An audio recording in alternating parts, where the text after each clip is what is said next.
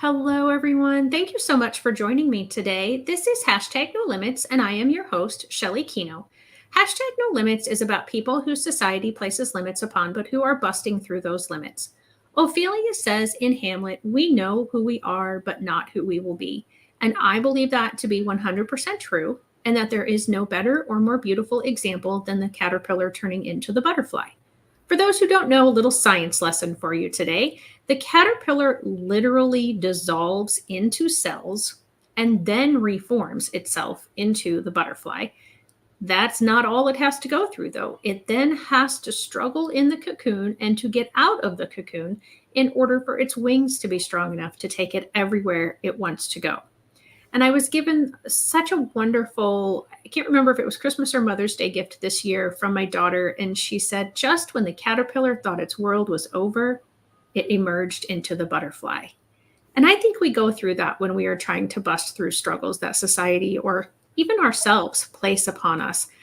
And one of those struggles is a lot of parents go through is sleep with newborns and infants and toddlers in the house. And so today I am happy to bring Shani Avidar. And I didn't even ask how to pronounce the last name, so I probably just butchered that, but I did get the first name right, I think. And she's going to talk to us and share with us some tips and strategies on how to have a more peaceful family life when you have little bitty ones in the home. So, Shani, thank you so much for joining me today. How are you doing? Thank you for having me. I'm doing good. Good, good. And so go ahead and if you don't mind, give us a bit of an introduction to yourself and what you do. I'm a certified pediatric sleep coach. I'm also a lactation consultant. I'm the founder of My Little Dreamer, and I have 3 little ones. And I realized when I was pregnant that we as parents get so much information during the prenatal stage, but nothing really includes sleep. So when I had my firstborn, I didn't know anything about being a parent. I definitely didn't know anything about infant sleep, and I was exhausted. And I did all the mistakes new parents do, and I started researching. And slowly I learned some tools that helped me teach my child how to become a good sleeper. And I have 3 kids. They are 1 year apart. So I was literally pregnant for 3 years in a row. So not Wow. only did I want them to sleep, but I needed them to sleep physically and mentally. So Yes. I just dived in and I learned as many tools as I could. And I ended up getting certified. If you don't know, the sleep training industry is a non-regulated one. So that means that basically anyone could say that they are a sleep trainer, but I wanted to get certified and make it official.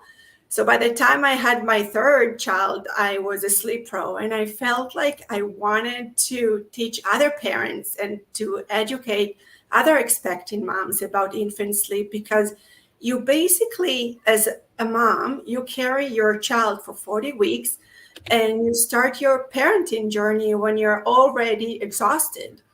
So not only Good you point. are sleep deprived, but you don't have energy to take care of your child. And in my world, that doesn't work. Yeah, that's interesting and I think so true. I was only blessed with one child, and she was not a good sleeper through the night. So it was, I think she was about I know she was over a year before she was putting in more than a few hours at a time in her sleep. So I wished I would have found you sooner. So tell me, you hinted about it, and I need to pause for a second because one of the things I always forget to do, or not always, but most of the time forget to do, is to give that little, okay, if you're watching us live or in the replay, give us a hashtag live and let us know where you're watching from. So, Fran from Southern Illinois, thank you for joining us today. And if you have any other comments, just like I did with Fran's, please put them in the chat and I will be sure to pop them up on the screen, and Shani or myself will address those. So sorry about that little piece of business. So when you mentioned in your intro that it's a non-regulated field, and then you said you wanted to have that certification. What sort of training? How long did it take? Is it like a degree, or what? Where did you get that certification? So I started looking into sleep, and I realized that there are a few different methods. And I think sleep training really got bad reputation, mainly because of the cried out method.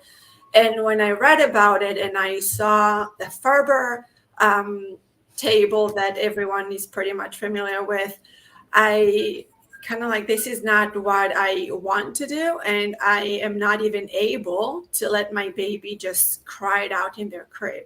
And then I came across the baby-led sleep approach. And that talks about, it's a holistic approach to sleep training. It talks about the bond between the parents and their child. It talks about how sleep is a skill. And basically, you need to teach your child healthy sleep habits from the start.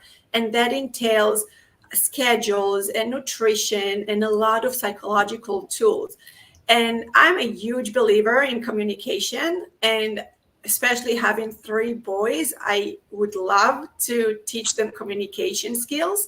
So when I realized that when I'm teaching them the skill of sleep, I'm also teaching them how to be good communicators, it was in perfect alignment with my parenting style. So I decided to register to that certification. It's about a 6 months process. You take it online. And what I liked about it is that the creator of the certificate incorporated so many fields into the certification and interviewed a lot of professionals in the baby industry. And I kind of like learned a lot about babies and how they think, how they develop. And especially as a new mom, it taught me a lot. And especially when I implemented the tools and I saw that they work, it was amazing to me. And my kids are now 2.5, 3.5, and 5, and they're amazing sleepers. And when I hear the horror stories from parents, not only do I really want to help them, but at the end of the day, we talk about sleep, but we really want to make sure that we prioritize ourselves as individuals, but also our time with our spouse, and that we take care of ourselves, because if we don't take care of ourselves, we really can't take care of others. And to me, sleep is a tool of doing that. Yeah, and that is so true. I have done a podcast with Fran, who is watching today, and we have talked about that often, that you cannot fill from an empty cup. And we, as new moms especially, tend to try to do that all the time, because we just think, well, I'll take care of me later. But we do need to be taking care of ourselves. Not as much maybe, but we have to take care of ourselves occasionally, at a minimum amount at least, so that we can help those around us. So thank you for giving that description of how your certification came to be and the process that was involved. A lot of the people that join as the audience are parents of children who are not neurotypically developing. Does this program that you have work for most children, no matter what way they are developing? Yes, it works for all children, because even with every couple that I work with, I tell them these are the tools that I'm suggesting. You know your child the best, and you know your parenting style the best. Tell me if this is something you don't think is going to work for you or your child, and we can find an alternative. And there are specific tools that are that work better for specific kids, and we incorporate them, depends on the kids. And that's what I like about it. When I work with a family, I start with onboarding them, and I provide them a very detailed intake form that I ask them to fill out, because I want to feel like I live in their home with them. I want to learn about their sleep environment and their daily lives and how the kid sleeps, and whether they get supplements, whether they're on medications, everything that I can know about the family and the child helps me create a personalized sleep plan and nutrition and psychology. So we work together to create and implement the plan.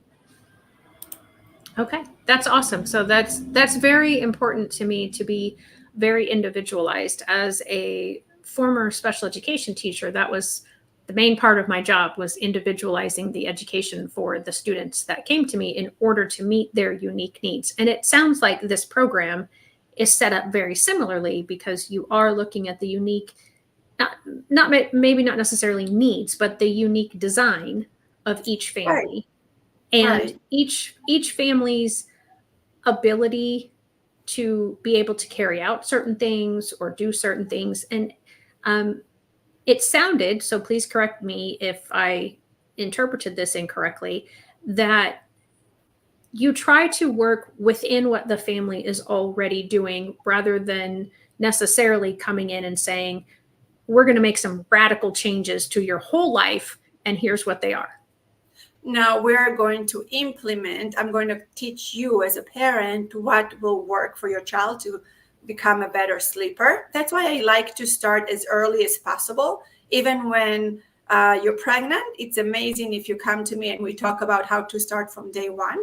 And then we implement it. And if I have parents who want to co-sleep, great, we'll work with that. If we have parents that don't have enough space at home, we work with that.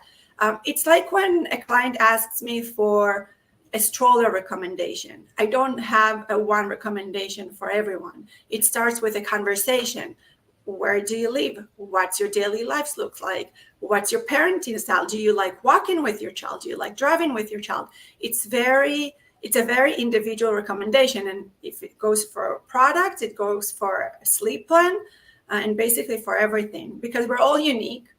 And we're all individuals that have different desires and needs. Yeah, absolutely. I agree with that 100%. And again, this sounds like a very comprehensive program system, that process, I think, is actually the word that I'm looking for, because of all the questions that you ask. And so what is the time frame from somebody says, okay, I'm going to call Shani, and then kind of walk us through the next steps and how everything progresses? So when I get a new client, we start first of all with a 15-minute complimentary discovery call, where I ask about what the parents are struggling with and why they actually are reaching out to me. And then I offer a few packages. One is basically just for newborns, for expecting moms and new moms. I'd like to educate from the start. And another one I have for every question parents have. They can contact me, we can sit down and they can ask me questions. I then have two different packages where I provide individual personalized sleep plan, and those differ on the amount of support. So some parents really like my guidance 24/7 for a long period of time.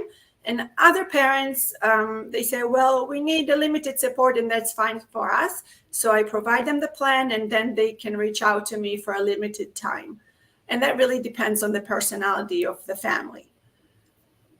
Okay. And so when you're working with these families, I know you said you have a 5 or 5.5-year-old, and so you haven't been doing this for a whole long time.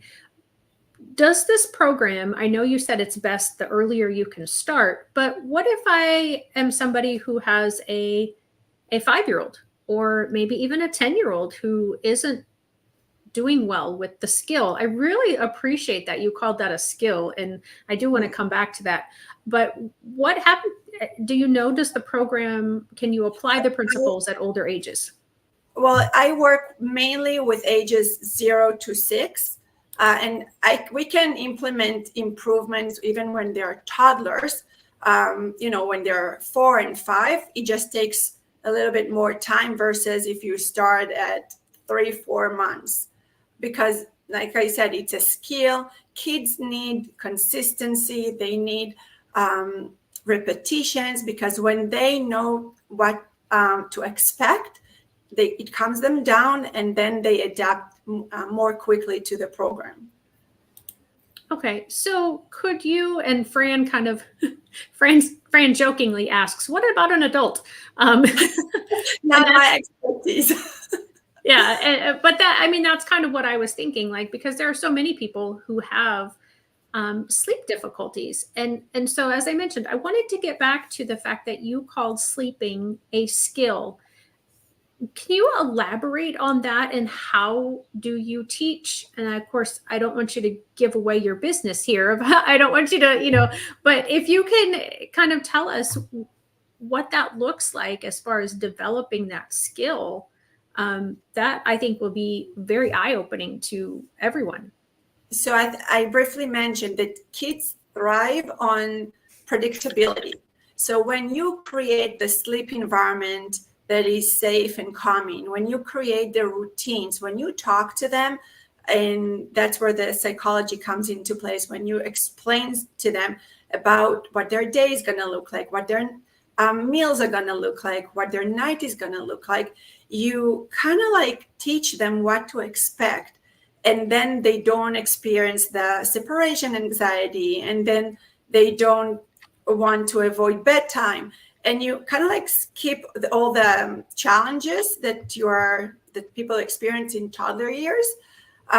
Because I do want to mention that in the first 16 to 18 months, there are so many developmental milestones that sometimes I have clients that come to me. It's not their fault. It's just lack of education, because social media and pediatricians create that illusion that your child should sleep through the night when they're 4 months. And in reality, that's not true. And most babies won't sleep through the night at 4 months just because they still do need to eat during the night. There are so many developmental changes, like teething and brain development and crawling, and it's just not realistic. So when a mom comes to me and she says, well, my child is 5 months, and she says, but he's not sleeping through the night, what am I doing wrong? And that's when shame comes into place. So that's why when I speak to an expecting mom or a new mom and tell her, in reality, your child most likely will sleep through the night when they're 9 months. So I manage expectations and I avoid the shame that the mom feels, because many of us in life, when we struggle in situations, either we say, okay, let me suffer through it, or we say, what are the options that are out there that I can ask professionals? How can I bring knowledge into my life to solve the situation? So it's really depends on the lack of education and the personal experience, because some moms just feel so ashamed that they don't want to reach out, and they feel like they're doing something wrong. And I don't want any mom to feel that way. Yeah, I appreciate so much that you said that, because I think society, and when I say society, I mean, just kind of at large, no direct conversations necessarily, although I know they do happen. But yeah, like you said, the social media, the movies, the television shows, the magazines, just, oh, everything is fine. And, my baby's doing this by age 4. And not only all of that, but the norms. And right. what people forget is, when you have a norm or you have an average, the majority, a large population, fall into that average, but you still have your outliers that make up that average. And so just because your child is doing it differently doesn't mean that there is something wrong or that your parenting is wrong, Right. but you're just outside that large population. And so you're different. And we've done a really poor job of making different seem bad or wrong. Right. And it's not. It's just different. Like I said, in order to have that range, that average or that norm, you got to have people that are higher and lower on the scale. And you have to have people that are authentic and be honest with where they're at with regards to sleep, because your friend may tell you that her child sleeps through the night when they're 5 or 6 months, and that may be the case, but it might not. And it really doesn't matter because each child is unique and has different needs and different ways of sleeping. And, as part of the certification that I took, I also took a certification as I'm a lactation consultant. I'm passionate about sleep, but I also wanted to be able to support breastfeeding moms. And we can say the same as far as breastfeeding. There is a lot of pressure on moms to breastfeed nowadays, and not everyone can and not everyone wants, but it's okay to give it a try. It's okay to not even give it a try and decide what works for you. Right. Exactly. And again, that's those limits that we're busting through because, and sometimes I think they're self-imposed based on, I think my friends are doing this. Even if my friends haven't told me, I just think that's what they're expecting of me. And so we self-impose limits, and we need to be able to capture those kind of thoughts and think about, well, is this really true? How do I know that this is happening? And really challenge ourselves in all of our thinking, but in this particular area. And it's so difficult when you're tired and like that lowers your defenses and your ability to think rationally. And that's why I think it's so important to reach out to professionals in any area, because sometimes you need someone, an outsider with the right skills to help you look at a situation from a different angle. Yes. And there are, I think, experts in pretty much all areas anymore that someone has decided, I'm really interested in this area and I'm going to research and study and learn about and find strategies and all the things. And so speaking to that, how many that you are aware of are sleep, I'm sorry, I forgot your title, sleep helpers? And lactation specialist I get, but I guess sleep specialist. Do you know, like worldwide, how many people could claim that? I don't know how many there are out there, but not everyone also are certified, and not everyone has the same approach to sleep training. I know in some countries it's more popular than others, and that's like in any field. So it's just, I think it's, I as part of my practice, I'm also trying to raise awareness because I know that not everybody knows that this profession even exists. So I think it's so important to say, well, this is another resource that you have as part of your prenatal postpartum journey that you can incorporate into your education. Right. And when you work with clients, do you have to be in their home with them, or how do you work with them? No, everything is done virtually. That's why I have clients worldwide. And we basically, everything is done via Zoom. So we can, or on the phone, depends on the parent's preference. And I just send them the plan. We talk for a while and they can reach out to me. Luckily now with technology, we don't even have to be in the same room to make it happen. Right, which is incredible, I think. So, so we talked before about the, like you have a 15 to 20 minute intake call with them, and then they have the opportunity to, hire you for further services. So, I'm putting up right now across the bottom of the screen. And it looks a mess. Let me see if I can fix that first. But what I was putting up was all of the ways that they can contact you through social media. Of those ways, do you have a preference, or do you prefer that they go to your website? What is your preferred way for people to reach out to you?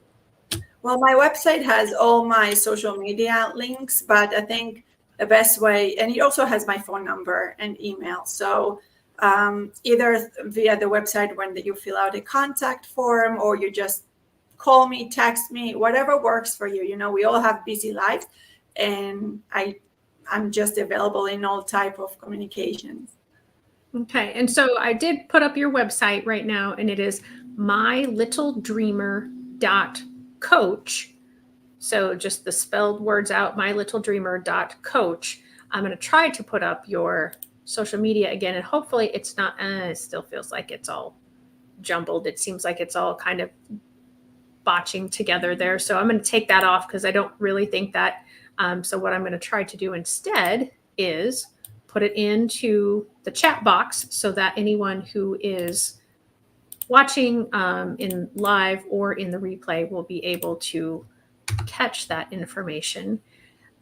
So can you walk me through, like, pretend I'm a client, and just obviously we're not going to do the full scale, but just some of the questions, and you kind of hinted at them a minute ago, but just like I've called you up and I've said, okay, and what I'm going to try to do is remember when I was in that phase with my daughter and give you the honest answers of what it was like for me at that time.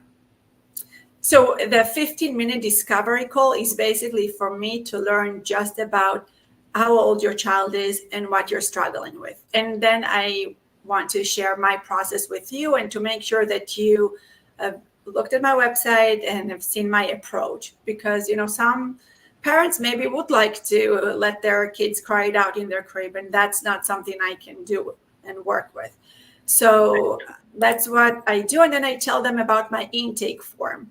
That basically a form that I send via Google form, and it includes everything about the family, whether it's the parent's occupation, what time they go to sleep, what time they come home, everything, what supplements they take, and then we continue to the child, how the birth looked like.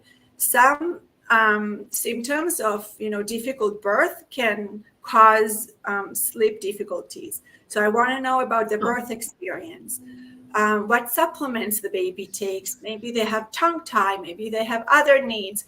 So I really want to feel like I live with them.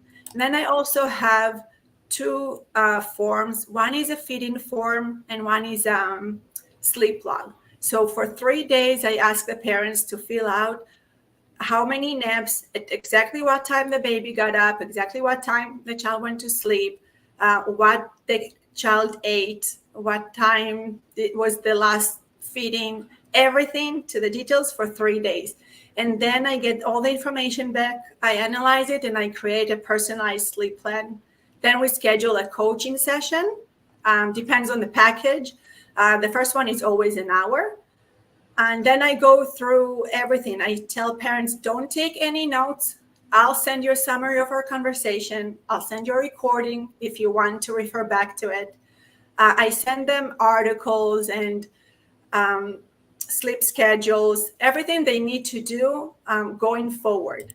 And then depends on the package. Then we have support and we schedule more calls or just emails, communication. And within 2-3 days, there is always an improvement. Wow. That's incredible. I would like for you, sorry, did I interrupt you? Were you finished? I'm sorry. No. Okay. I would like you to talk more. You mentioned that sometimes during delivery, some of the things that happen during utero and delivery could affect the sleep. Could you talk about a few of those? I've not heard that before. Yeah, so there is research that shows that if you're having, a normal vaginal delivery, there might be nothing. But if you're having a long, difficulty vaginal experience, something happens, you have to go into C-section, maybe there is more complications that might affect the baby because you don't know what's going on to the baby when they're inside your womb. And maybe traumatizes them. So sometimes we have to take that into consideration. Also, kids mirror their parents, especially mom. So if mom went through a traumatic experience and now she is either she has postpartum depression, maybe she's just anxious, maybe she's tired and she has no patience, and that's the mood that she goes into when she's trying to put the baby down for a nap or for nighttime, there is no way the baby is going to fall asleep because he will mirror the mom. He will sense the anxiety the mood, and that will interfere with their sleep.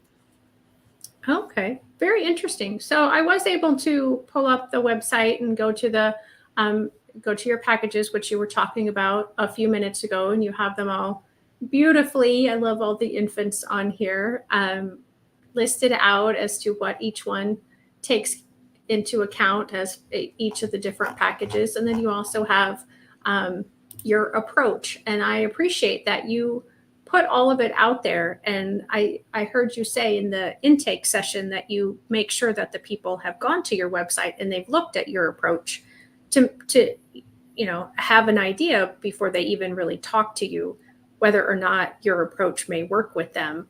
And then, of course, testimonials and contact page and buying a gift card. Can people buy this for other people? You can. I think this is an amazing gift for a baby shower or for any new mom, expecting mom out there. Give the gift of sleep. So you can either buy a specific package, or you just can contribute to a package, and then mom can add. And I think that's the most beneficial product you can actually give a new mom. That is an incredible idea. I absolutely adore that idea. That is not something that I would have thought of, but I absolutely think you're right. That is, because so many moms, we mentioned it, they're tired. And, for some moms, just the birthing process, and then they send them home and the mom hasn't had a chance to recover. And especially, if we have a really young mom or a single mom, and they don't have that support system built in that can help them, this is just absolutely amazing. And I know some organizations that do baby showers, and I think I'm going to have to give some of these gift cards to those organizations to try to help that new mom get that sleep, because it's from, I'm kind of a behavioral nerd, I guess. I don't have any letters behind my name as far as certifications of a behavioral specialist or cognitive behavioral therapist or anything of that nature, technician, but I've studied behaviors a lot and really enjoy learning about them. And we do all kinds of things poorly when we're tired. I think also parenting is the most important job, and it's the actual only job that you really don't get a certification for, because you're expected to parent without even knowing what you're supposed to be doing. And it's hard. Imagine with one child, but then what happens when you have multiples and you have multiple schedules? And it's hard. And I speak from experience because I had to deal with 3 babies. Right. So it's hard. And not everybody can afford help. And nowadays, most people move and they don't live near their families. So either they need to find friends to help them, or they need to hire help. And that's also hard. You don't always trust the help that you have. And I think it's just important to know what to do to boost your confidence as a parent. Yeah, absolutely. So something, I mean, we've been talking about the sleep part of it and how you interact with the mom and the setting. And you did mention nutrition before. When you're working, I mean, the idea here is to get the baby to sleep with the hope then with, that is the catalyst for mom to get better sleep. Are you also giving direct help to the mom as far as what she could possibly be doing to help herself get better sleep once the baby's sleeping, but she's still not sleeping very well? Yeah, so I do talk about self-care. When I, educate new moms, expecting mom, I say how important it is to prioritize yourself, but also nutrition-wise, because let's start with either breastfeeding or formula-fed babies. If you are breastfeeding, it's really important that you pay attention to what you're nourishing yourself, because you really have to eat very healthy, because that's what your baby is feeding. But if you choose to give formula to your baby, that also you need to read the labels and see the ingredients on the formula that you're giving. And unfortunately, many of the American formulas, the second or third ingredient is cane sugar. And that basically means you're giving your child cane sugar, and then parents are surprised that their baby is not sleeping. So when I talk to parents, I also ask about, what type of formula they're giving their children, how mom is eating. And I have some recommendations regarding formulas because, for example, the European formulas are much more regulated.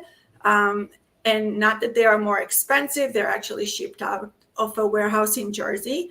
So I always recommend getting them because also we don't know what we don't know. And nobody told us that if we go to the supermarket and we buy a certain formula, then we're actually giving our child sugar. So we start even, with nutrition from day one. And some of my clients are very health conscious when it comes to them. But then when it comes to their kids, they lose it and they forget everything.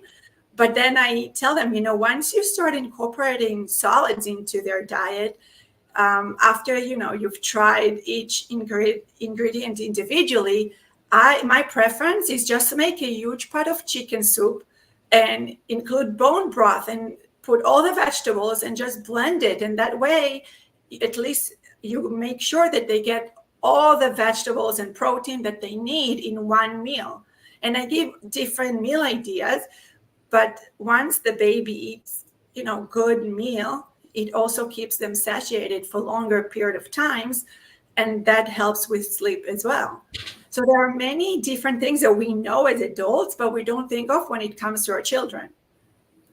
Right. That is so true. And when I was pregnant, I was much more conscious about what I ate.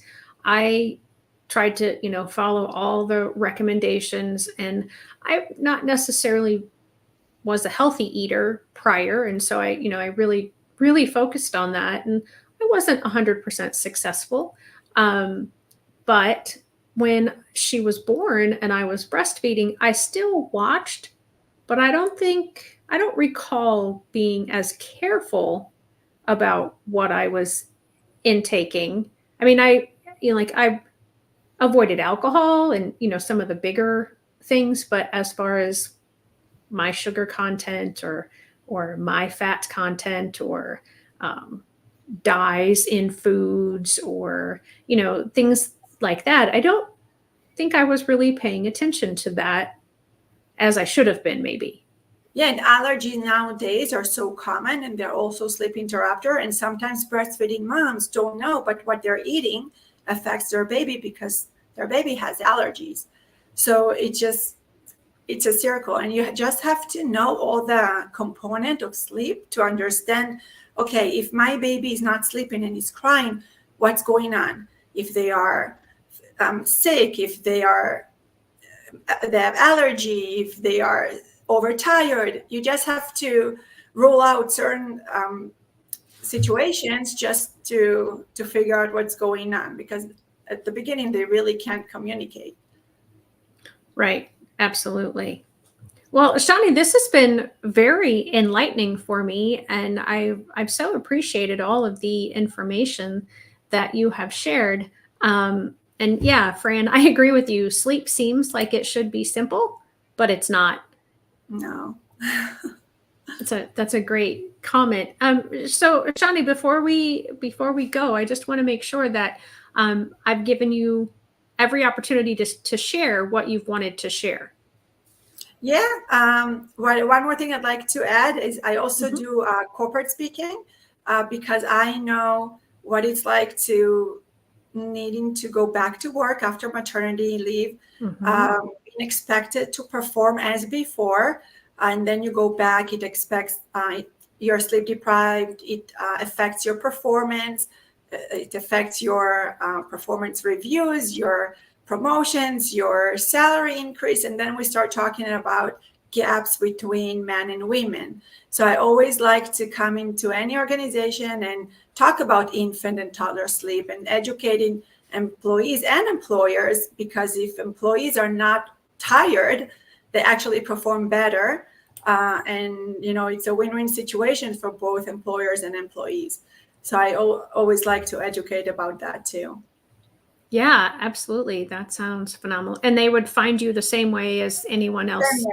Yeah, on my website. Okay. And I've got it up on the screen again, mylittledreamer.coach. Shani, thank you. This has been such a delight, and you have shattered some of my own thinking today, and I love to have that happen, because I feel like the more we know about things, the better off our lives are going to be, and then hopefully we can help other people's lives be better. And yeah, I really do. This concept of the gift certificate for your service for a bridal or a baby shower gift, I'm definitely holding on to that one, and I foresee that you will see my name come through a couple of times as the future goes. So thank you so much. Thank you, Fran, for joining us today, and anyone else who has joined us and commented. Next week, there will not be a hashtag no limits, but we will be back the following week. So be sure to tune in. Make sure you like and subscribe to this channel so you never miss an episode.